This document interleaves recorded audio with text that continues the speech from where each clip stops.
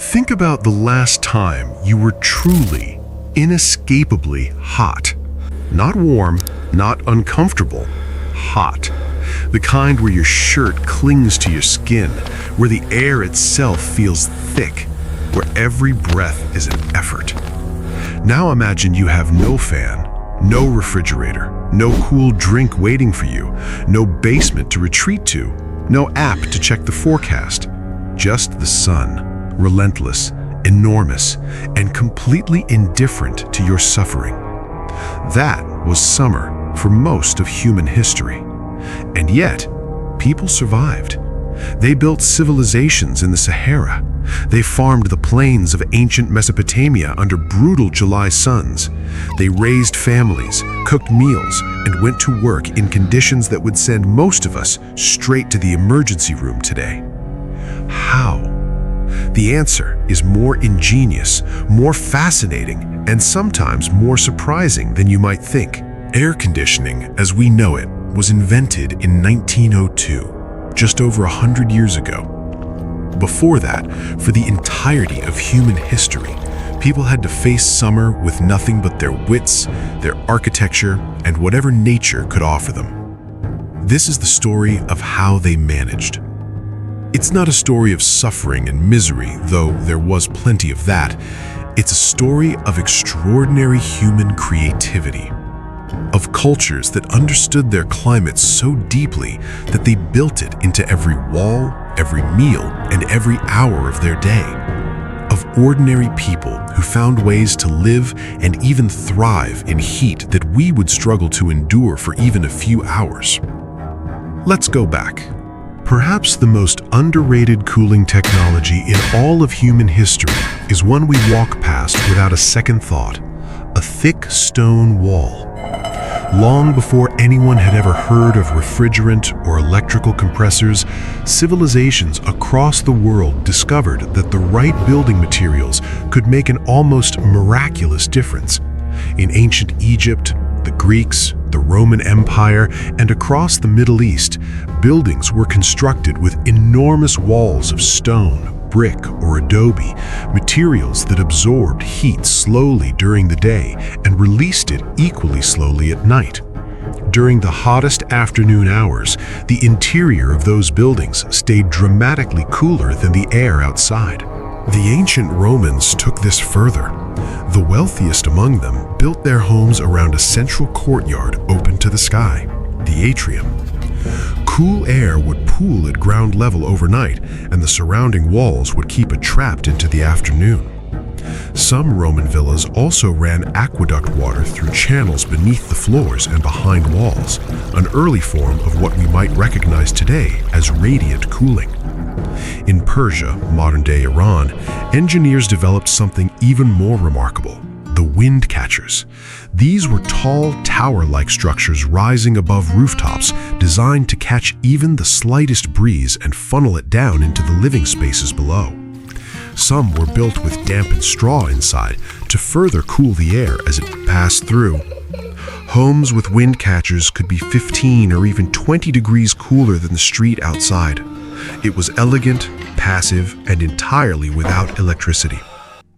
In the American Southwest, indigenous communities like the ancestral Puebloans built their cliff dwellings under natural overhangs, south-facing enough to catch winter sun but shaded by the cliff itself during the high summer sun. They read the landscape and built into it. The mountain and the rock did the cooling work. The geography of daily life. It wasn't just about buildings. It was about how people organized their entire day around the heat. In cultures across the Mediterranean, the Middle East, Latin America, and South Asia, countries where summers could be genuinely dangerous, the rhythm of daily life bent around the sun. Work began before dawn. The middle hours of the day, when temperatures peaked, were set aside for rest.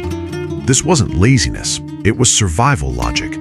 Some historians believe the siesta tradition, still practiced in parts of Spain and Italy today, is not just a cultural habit, but a direct biological adaptation to Mediterranean summers. People wore loose, light clothing, Linen and cotton in Egypt, thin wool in ancient Greece, designed to allow air circulation rather than block it.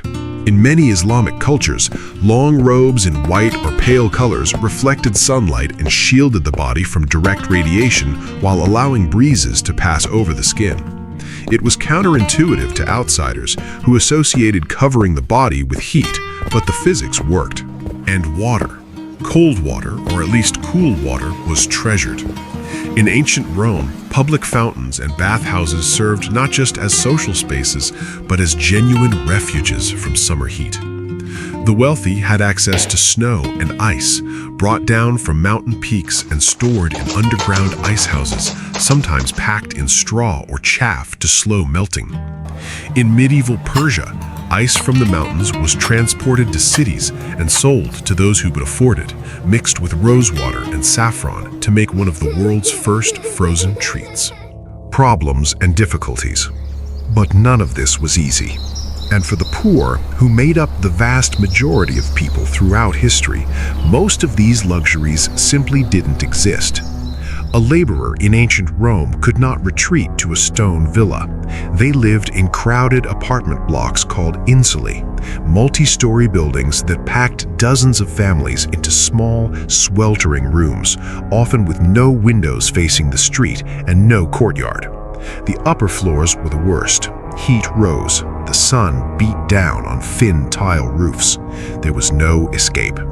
They slept on rooftops when they could. They worked through heat that we would consider dangerous, and when the summer heat collided with the refuse of a densely packed city, no sewage systems, no refrigeration, limited clean water, disease spread quickly. Heat stroke was common.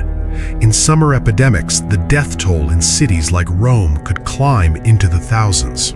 In the American South during the 18th and 19th centuries, enslaved people were forced to labor in field conditions that were genuinely lethal. With no access to shade breaks, no protection, and no choice, thousands died from heat-related illness. The wealthy plantation owners retreated to their verandas and their breezeways. The people who worked their land had no such refuge. Heat throughout history was not just uncomfortable, it was a dividing line. Solutions and survival. And yet people adapted in ways that are, in retrospect, almost beautiful in their ingenuity. Communities that lived with heat for generations developed what we might call a collective intelligence about it. Farmers in the Nile Delta timed their planting and harvesting around not just seasons, but specific hours of the day. Village layouts in North Africa were designed with narrow, winding streets, not for aesthetics, but to keep as much of the road in shadow as possible during midday hours. The streets themselves became cooling corridors. In Japan, a culture of summer survival developed around a practice called Edo no Kaze, the wind of Edo. Urban residents would use specific garden layouts, open sliding screens, and the strategic placement of water basins to create natural airflow through their homes. The sound of water, small indoor fountains, water poured over stones, was valued not just for its cooling effect, but because it made a space feel cooler. Recent science has confirmed this instinct. Ambient water sounds actually lower perceived temperature. In the American frontier, settlers dug root cellars not just for food storage, but because the earth itself, below a certain depth, holds a steady temperature regardless of the season, typically around 50 to 55 degrees Fahrenheit. A family that could spend a hot afternoon in a root cellar was a family that could survive a dangerous heat wave. Ice harvesting became a thriving industry in 19th century New England. Workers cut enormous blocks from frozen ponds in winter, packed them in sawdust inside well-insulated ice houses, and shipped them, remarkably, as far as India and Australia. By the 1880s, ice had gone from a luxury to something approaching an ordinary expectation in American cities. Ice boxes, the direct ancestor of the modern refrigerator, became a common household item. Keeping food cold, keeping drinks cold, pressing a block of ice against your wrist on a brutal August afternoon. Suddenly, these things were possible for ordinary people. It wasn't air conditioning, but it was something. It was human beings refusing to simply accept their conditions and finding a way. Reflection and human insight. What strikes me most about this history is not the suffering, though the suffering was real. It's the creativity. The ancient Persian windcatcher, the Roman atrium, the narrow, shadowed streets of a North African Medina. These are not primitive attempts at comfort. They're sophisticated engineering solutions built from centuries of accumulated observation. The people who designed them understood heat, airflow, thermal mass, and human physiology in ways that were entirely empirical, entirely practical, and entirely brilliant. What feels like deprivation to us today was simply the texture of ordinary life to them. A cool stone floor on a hot afternoon, a glass of water kept in a clay pot which stayed cool through evaporation, the same principle that makes sweating work. A breeze caught by a high window and channeled down through room. These were not small comforts, they were the difference between endurance and collapse. It is easy, from the comfort of climate-controlled rooms, to look back at the past and see only hardship.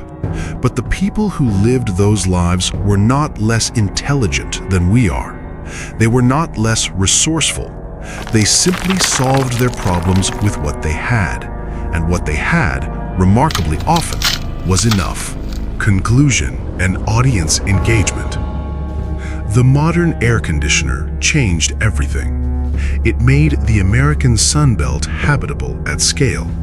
It transformed cities like Phoenix and Dubai from barely survivable outposts into major population centers. It reshaped architecture. When any building could be artificially cooled, there was no longer any need to design around the sun. And so, we stopped. We stopped building thick walls. We stopped orienting houses toward the breeze. We stopped designing streets for shadow. We handed the problem to a machine, and the machine, for now, handles it. But those older solutions haven't disappeared. Architects today are rediscovering wind catchers and passive cooling design, particularly as energy costs rise and climate change makes traditional air conditioning increasingly expensive and environmentally fraught. The ancient wisdom is coming back, dressed in new materials, armed with modern engineering, but drawing on the same fundamental insight that a Persian builder had 1,000 years ago. The past, it turns out, had things to teach us. So, here is something to sit with. If you had lived in ancient Rome or on the American frontier in 1850 or in a medieval city in the Sahara, do you think you could have managed?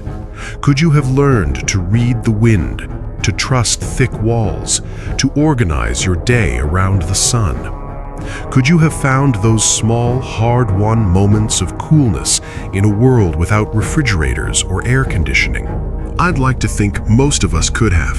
Human beings are remarkably good at adapting. We always have been.